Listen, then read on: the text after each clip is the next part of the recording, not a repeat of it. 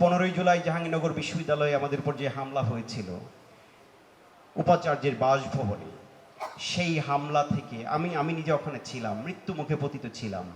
আমি আমার সন্তানদের মুখচ্ছবি মনে করছিলাম আর ভাবছিলাম ওদের সাথে আমার দেখা হবে না, এরকম একটা পরিস্থিতির মাঝে ছিলাম। সৃষ্টিকর্তা হায়াত দিয়েছেন, বেঁচে গেছি।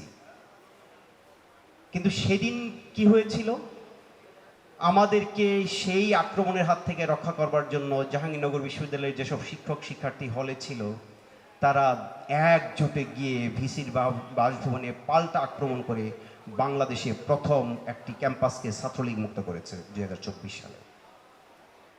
এবং এরপরে কিন্তু আর জাহাঙ্গীরনগর বিশ্ববিদ্যালয়ে ছাত্রলীগ প্রবেশ করতে পারেনি। 15ই জুলাই রাতে যে বিতাড়িত হয়েছে, ছাত্রলীগের সন্ত্রাসীরা আর জাহাঙ্গীরনগর বিশ্ববিদ্যালয়ে ঢুকতে পারেনি।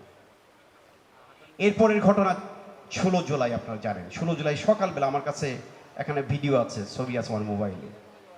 সকাল 10টার দিকে দেখলাম জাহাঙ্গীরনগর বিশ্ববিদ্যালয়ে আমাদের হামলার প্রতিবাদে, আমাদের উপর রাতের হামলার প্রতিবাদে আশেপাশে সকল স্কুল কলেজ মাদ্রাসার শিক্ষার্থীরা স্কুলের ইউনিফর্ম পরা অবস্থায়, প্রত্যেকের হাতে লাঠি, কয়েক হাজার শিক্ষার্থী এসে স্কুল কলেজে শিখে তারা পুরো ক্যাম্পাস ভরিয়ে দিয়েছে। সেদিন আমার মনে হয়েছিল Sheikh Hasina has to go.